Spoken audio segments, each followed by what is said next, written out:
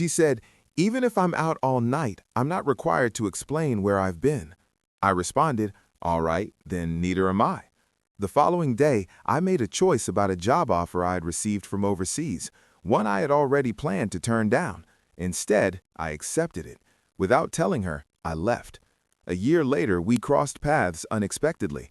When she saw me with another woman, she began to cry. Then she told me something I never expected. "My name is Aaron. I'm 32 years old and work as a software architect. I'm employed remotely by a tech company based in Seattle, though I've always preferred the quieter neighborhoods of Portland, Oregon. I earn a solid income, not Silicon Valley level money, but enough to live comfortably and save consistently. I've never cared much for flashy cars or designer brands. What matters most to me are stability, honesty, and mutual respect." 3 years ago, I met Lauren at a mutual friend's birthday party in downtown Portland. She was 28 at the time, working as a marketing consultant, and had an energy that naturally drew people toward her. Dark blonde hair, sharp green eyes, and a laugh that filled the room. We connected almost instantly over bad karaoke and cheap wine. 6 months later, we were living together in a 2-bedroom apartment with exposed brick walls and a view of the city. The first 2 years were good. We traveled together, weekend trips to the coast, a vacation in Costa Rica, camping in the Cascades. We cooked dinners on weeknights and binge-watched shows on slow Sundays. She had her social circle, I had mine, and we respected each other's space. I believed we were building something meaningful, but around the 2.5-year mark, things began to change. She started coming home later without mentioning where she'd been. She spent long stretches on her phone, tilting the screen away whenever I walked past. Her replies grew shorter and more distracted. When I asked about her day, I got vague responses. Fine, busy, nothing specific.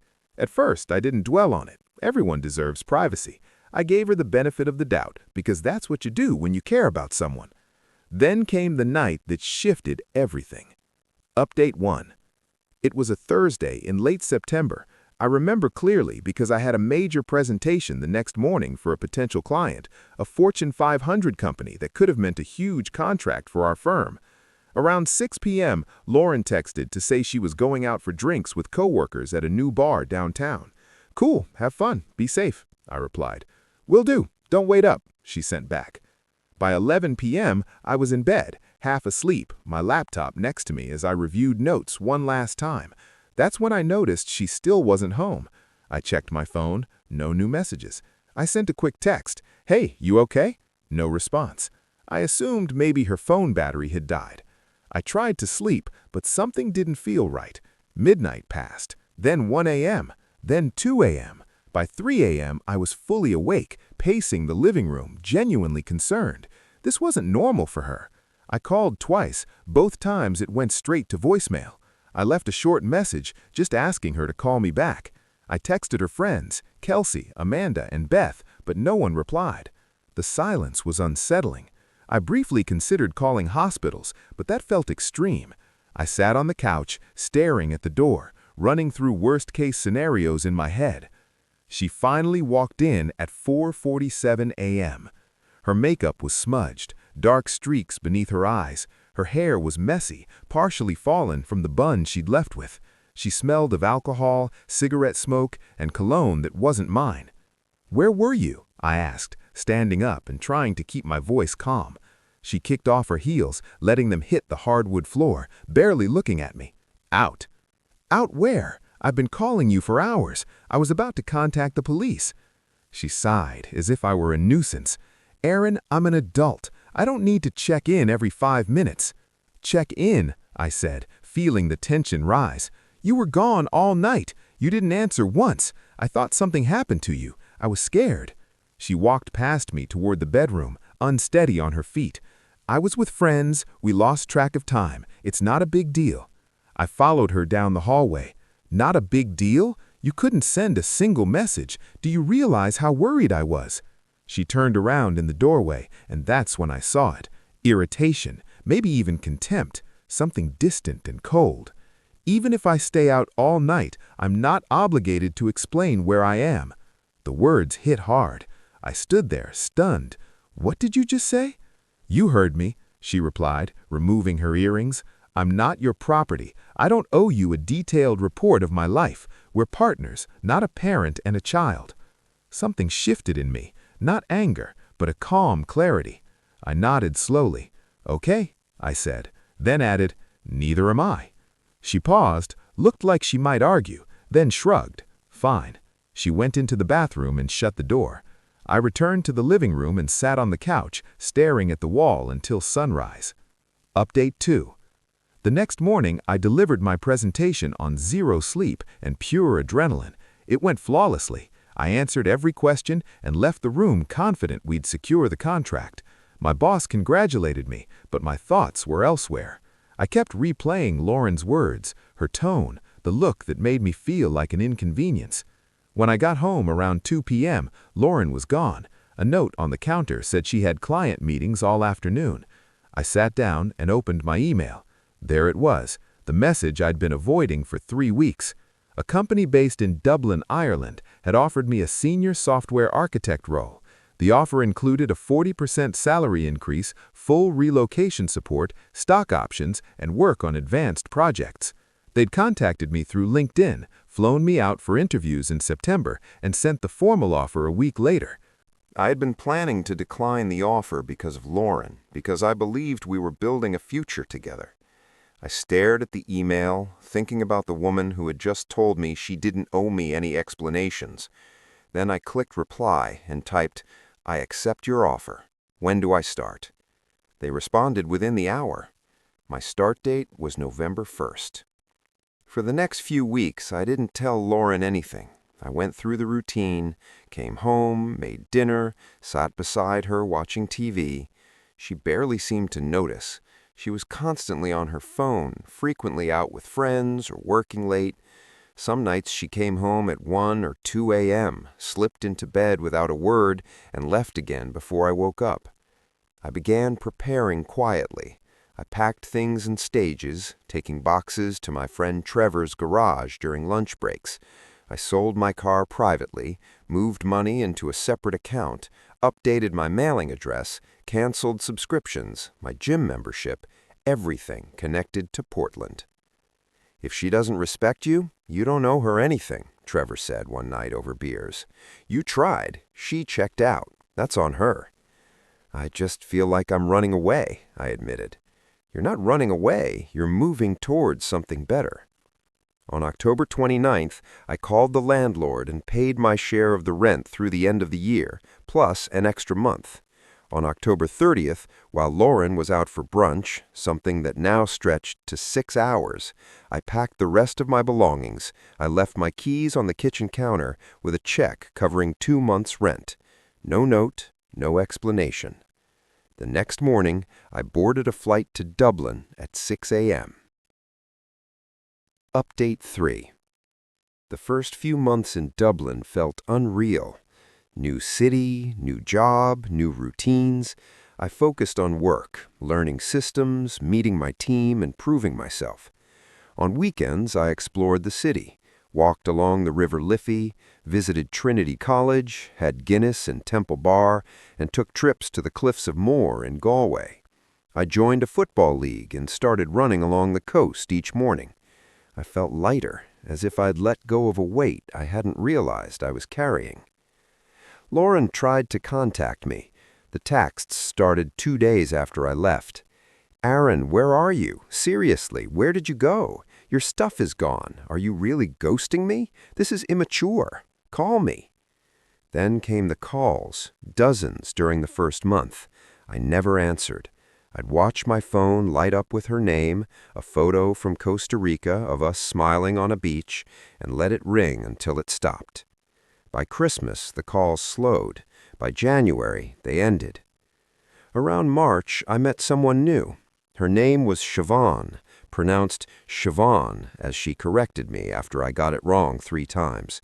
She was 30, a project manager at a partner firm, with red hair, freckles, a sharp sense of humor, and a laugh that made me feel genuinely happy again.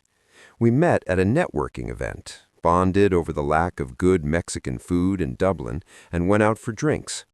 We started seeing each other casually. Dinners, weekend trips to Cork and Belfast, pub trivia nights. It felt easy and natural. She didn't play games. If she said she'd call, she did. If she was running late, she sent a message. If something bothered her, she talked about it.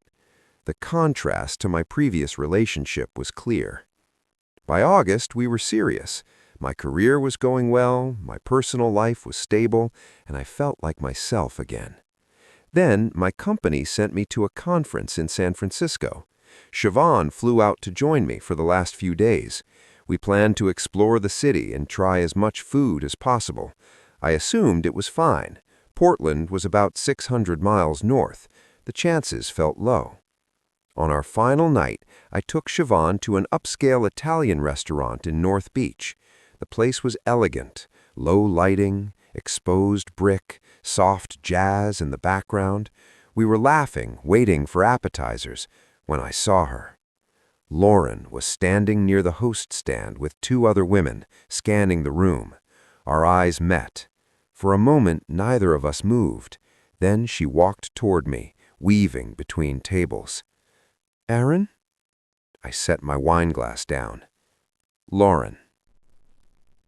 "Can we talk?" she asked, her voice unsteady. Siobhan looked at me, clearly confused. I nodded. "Give me a minute." "Of course," Siobhan said gently, squeezing my hand. Lauren and I stepped outside into the cool night air. The street was noisy, cars honking, a cable car rattling past, tourists moving in every direction. Fog drifted in from the bay. "What the hell, Aaron?" she said right away, tears forming.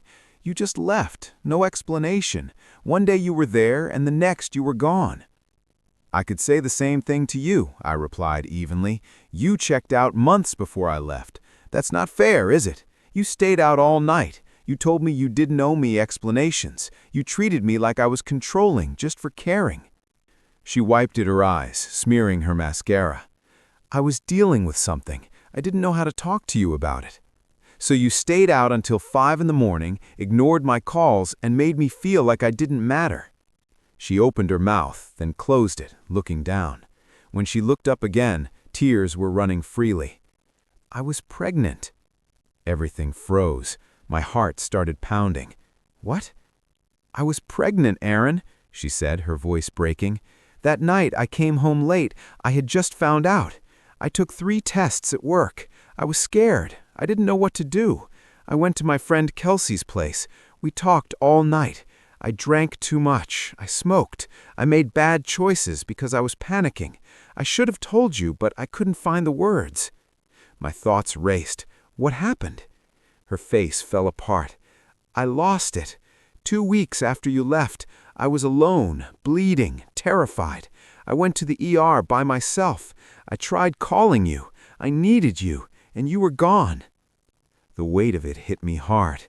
"Lauren, I know," she said quickly, raising her hand. "I know it's my fault. I pushed you away. I made you feel like you didn't matter. But I was scared.